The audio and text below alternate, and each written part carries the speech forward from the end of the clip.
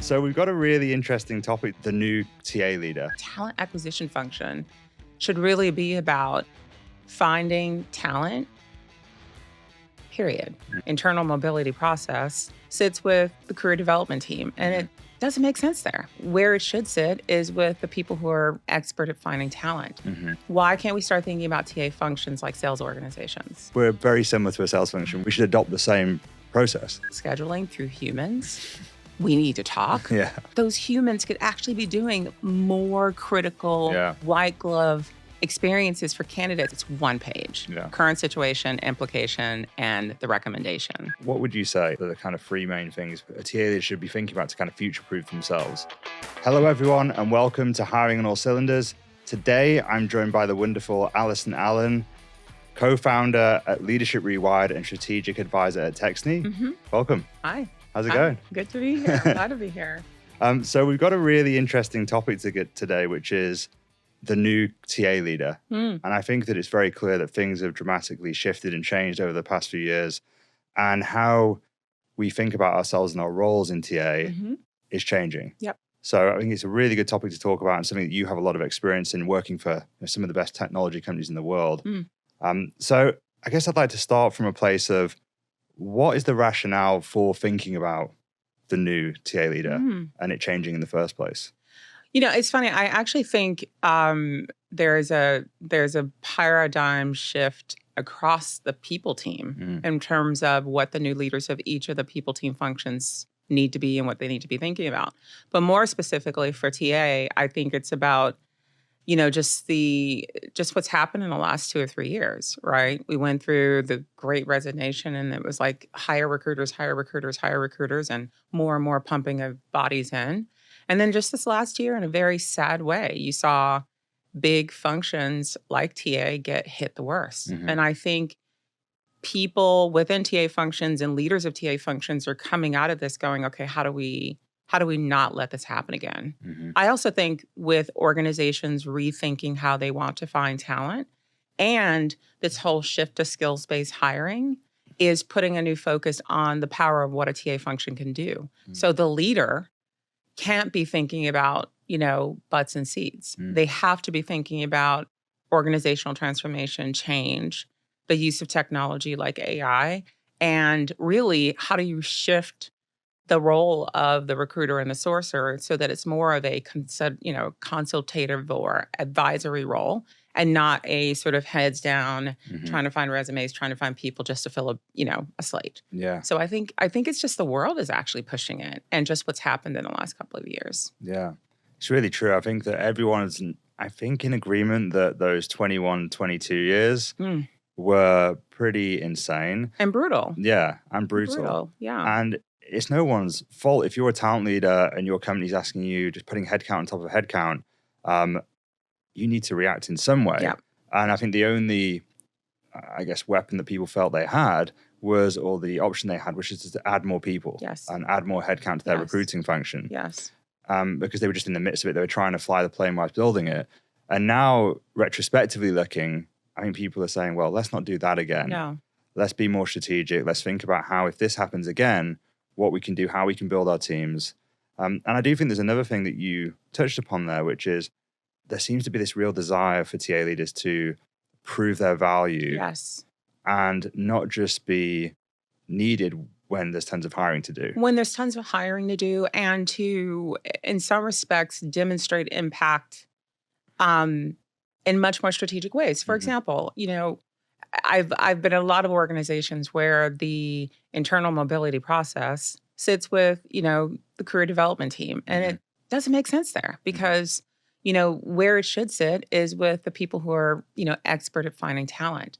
And we need to create this sort of world in which TA has access to information about top talented people within an organization. Why? Not because it's easier to recruit, but the time to market is actually quicker for the business, right? You find someone who's really talented inside the organization who actually is ready for another role, and you make it really, really easy for them to move around within the organization. It's one of the most strategic plays an organization can have. But often because you have internal mobility over here and TA over here, and TA is just about outward facing, internal mobility is owned by somebody else, you're actually creating a break in process and a struggle that doesn't necessarily need to happen. So I think the talent acquisition function should really be about finding talent, period. Whether it's internal, external, in different markets, and being proactive about bringing that information to the business. I was talking to somebody the other day, and I was just like, and I said this before, why can't we start thinking about TA functions like sales organizations? Yeah. Think about that. Most sales organizations sell a product. What's the product for TA? The business, the role, the culture, everything about it. So if we thought about TA that way, it just starts to think, there's a real strategic play that TA functions can have in organizations that isn't just about hiring when it's really, really important to grow and downsizing when it's not. You know what I mean? Yeah, it's really interesting because if you actually think about the parallels, like you said, the business is the product, the role is the product, your people are your customer. And then you look at all the kind of buzzwords in TA at the moment, which are candidate experience. Yes. That's like customer experience. It's like customer success. Yes. And then you try and cross-sell and upsell your product once people are in, which is maybe the internal mobility. Yes. It's like, how do you promote people? How do you move them into things that keep them engaged 100%. And retained in your community? Yes. So there is absolutely parallels. And I think we spoke earlier about this in that it seems recruiting is like 5 years behind a lot of the the tech tools that sales are using, like an ATS or like email sequencing or whatever else. We kind of just need to give up and say, we're very similar to a sales function. 100%. We should adopt the same process. Talentful provides flexible recruiting solutions to the world's most ambitious companies. Are you thinking about ways to add flexibility to your talent function? With recent market volatility and hiring set to return to growth mode in the near future, there's never been a better time to choose the right partner to help you scale. Talentful's embedded sourcing, recruiting, coordination, and talent advisory services have been trusted by the world's leading brands. Companies such as Atlassian, Microsoft, Expedia, Pinterest, Waymo, and more. Whether you're hiring across engineering, go-to-market, or G&A, Talentful has got you covered. To find out how Talentful can help you, visit talentful.com.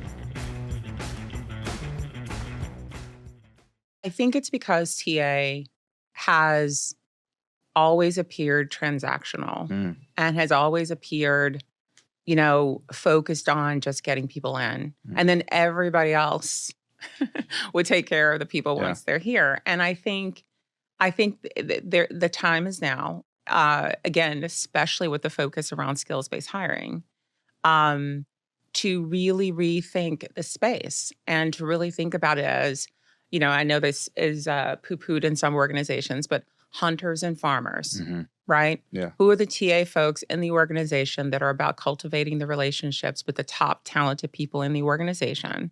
So before they even think about jumping and going somewhere else, they already know what their next destination is. It's not far-fetched. And when you think about technology, there's no group. And trust me, I think in my career, I've probably worked in every group fully, probably with the exception of like really ingrained in HRIS. There's no group, in my opinion, in the people function that would benefit from a huge investment in technology than the TA team. Absolutely. You've just made me think, as you were speaking, the reason why maybe leaders, or let's just say investors or CEOs, see salespeople as so valuable is because they generate revenue. Their output is directly tied to making money. I wonder if we do a bad job as TA people of making that connection. I never really hear people speak about that. Actually, when I think about just all the conversations I'm having with TA leaders, I'm having with people in TA, they don't flag, okay, well, if you retain these people for 12 months longer, this is how much it costs the business or saves the business. Right. If we bring these people in 2 weeks faster and they, whatever else, they hit productivity 1 month faster, this is how much it makes the business. Yes. And I think that feels like the missing gap. It is a huge gap. And I can't take credit for this because this is something that was said to me years ago. And I was just in a conversation with a very close friend who used to be a VP of talent at Meta. And she and I were talking, and she was talking about how they are actually able to say through their people analytics function how much each engineer they hire will produce in revenue. Like they tell that story. Now think about that for a second. If you told a story as a recruiter, you hired this year 20 engineers. Each of those engineers 6 months later are able to produce XYZ, which is contributing to XYZ of revenue. Then all of a sudden you become like a huge, benefactor to the organization because your transaction isn't just about getting the person in the seat. Your transaction is about retention. Just before I exited from Expedia, we were talking about this notion of like, should TA have a retention metric? It's really right? interesting. Yeah. So if you think about that, and I know some TA folks are probably going to be like, get her off the air. But it's like, if we're able to tell a story around the people that we hired and the quality that was so good and the fact that X percentage of them are still here or they've moved within the organization to other roles, now we start to really truly demonstrate the actual value that TA brings in their recruiting processes and hiring people. Yeah. Yeah. What do you, the big pushback on the retention piece is, when I've heard it, people have an issue with it, is, okay, well, when we get them in, there's so many other variables, once they're in the business, they could have a terrible manager, they could have terrible onboarding, they could have X, Y, Z. Yeah. And I'm starting to feel like, how relevant is that? And it is relevant. But when a sales team is working together, they sell a product and they get comped on the sale. But they also get comped on renewals. Retention. Renewals and Retaining, retentions. yeah. And they don't have the ability to necessarily impact the retention. It could be a terrible product that people don't have, don't. It could be a terrible product. It could be the customer service wasn't good. It could be, I'm thinking right now about a Volkswagen I just bought that I wish I'd never invested in, and what the experience has been like to try to deal with this car. Look, I think it's an interesting road to go down to think about how TA can have some impact on retention, because you are right. Once onboarding happens, which again I also think should be in the TA function. I actually think that TA should somehow be involved with everything up to the first 90 days of a person being hired, but that's another story. But when you think about that, their manager could be bad. There could be all of these other factors that impact whether or not someone is retained. But in most cases, if you have an aligned TA function, an aligned talent function, an aligned business partner function, all of those things should work themselves out.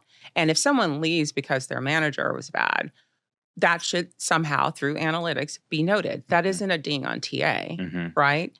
But if someone is retained and they're really good and they're working for a great team and they're moving around, that is at the belly of what TA did. They found that person. They brought that qualified person in. They cultivated that relationship. They got them through the interview process. The business loves them. The business is investing. Why shouldn't that come back to TA?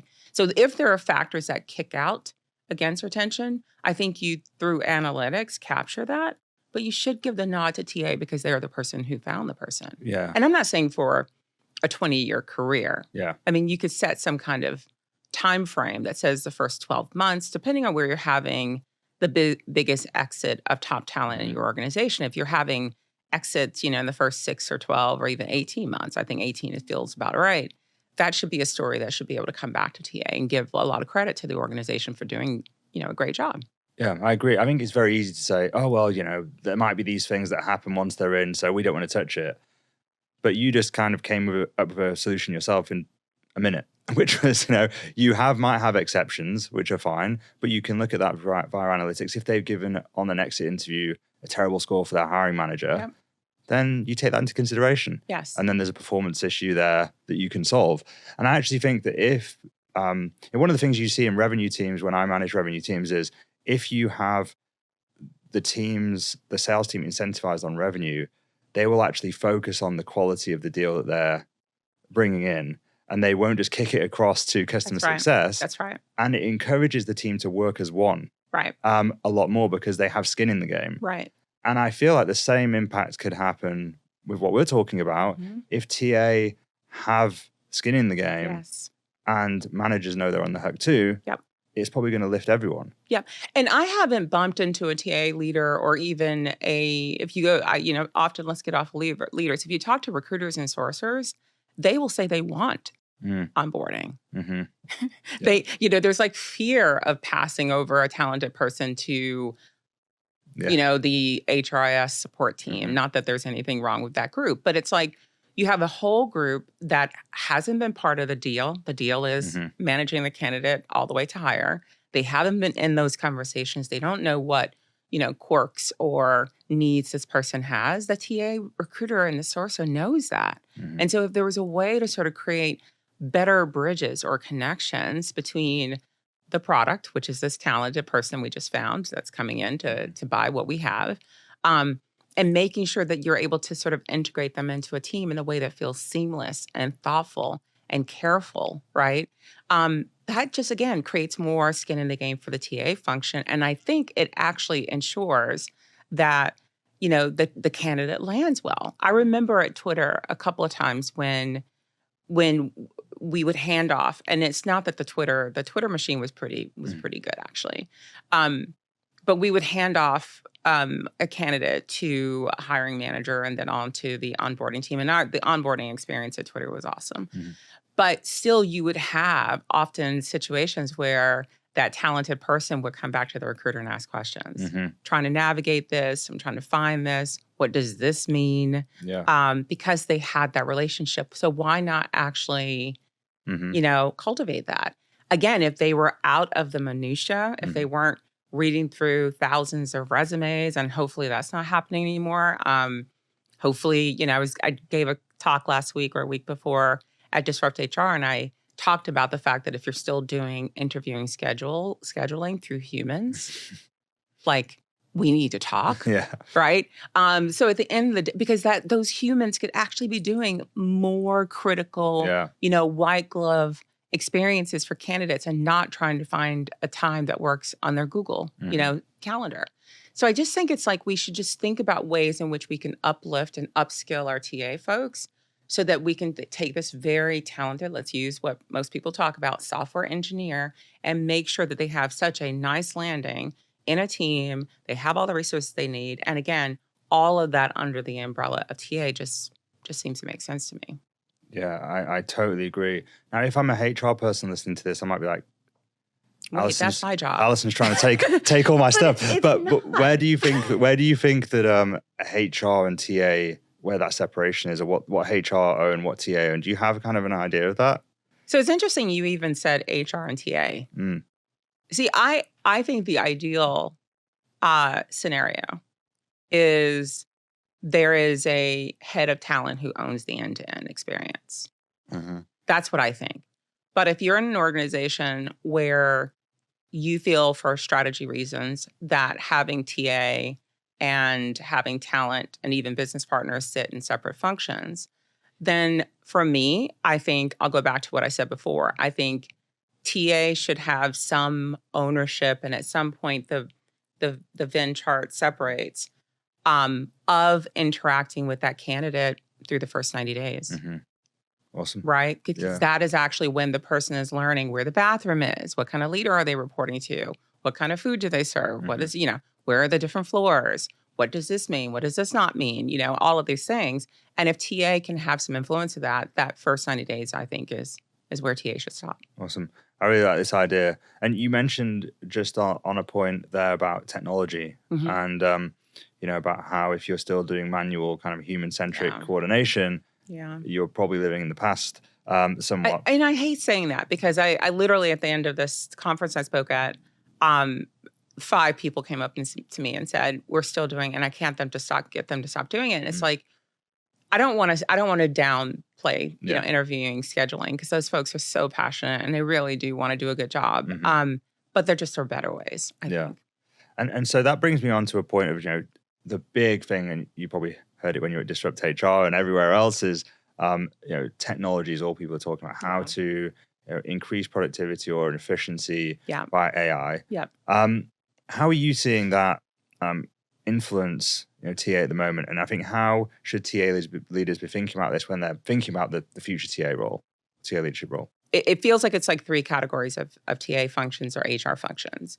A third, call it a third, HR folks have like dived right in, right? They're baking AI into their individual tools, meaning me, Allison, I have my own set of tools that I can work with. It's baked into the TA applications and how we onboard and hire people, and it's baked into how we use our full sort of human capital, systems. That's about a third. I would say roughly, based on my research and again just recent conversations with leaders, about 40% are just asking for budget, right? So they want it in their 2025 plan.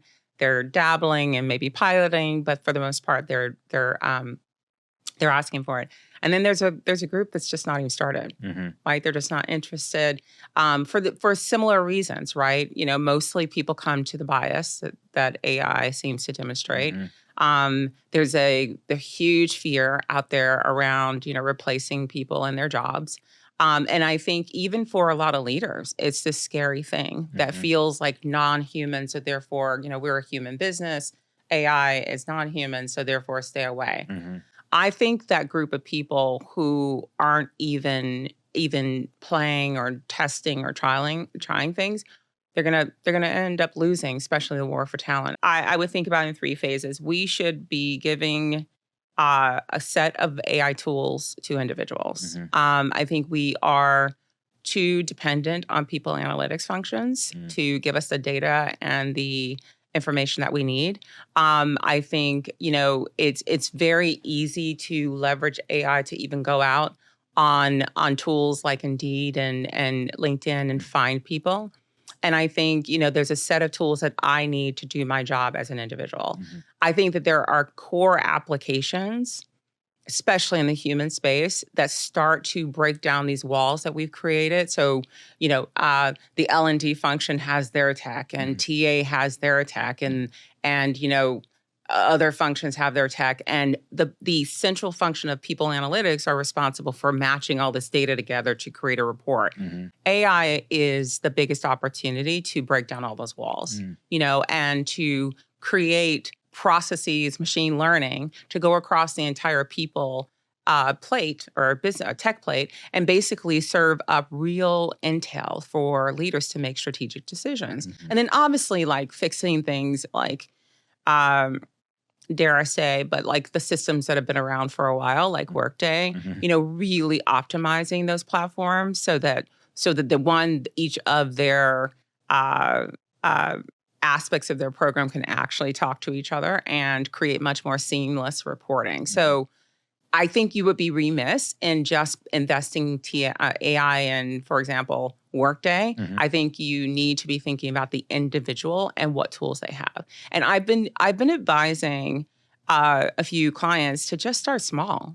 Don't try to fix the Workday. Start small. What's your biggest problem? What's your biggest problems? Is it finding candidates? Is it interview scheduling? Is it, what is it? What's your biggest problem? Put a task force together made up of people within that function, TA, and some IT people and some compliance people, and solve the problem. And give yourself a time frame, 30 days. In 30 days, we're going to solve this and we're going to see a change. And put some real metrics in place and pilot. And then just start to tick off problems. Instead of trying to do what we do in people functions, which is solve this, let's just solve this. And I do think if someone said to me, which area of the people team would you focus on in terms of technology, I would say TA. Yeah. Again, I think it's our biggest opportunity. I think skills-based hiring is going to be a game changer for TA if we can get organizations around it. And you can't do any of that without some investment in technology. Yeah. Yeah, it's really interesting you talk about that pilot because I think actually a lot of the platforms would be open to you saying, look, I need to go and put this business case together to my boss or leadership, but they want to see 2 months, 3 months worth of data and information. And I think it's much more powerful, like you're saying, is to go to your leadership and say, look, I've got this really great idea. This is my hypothesis. Yes.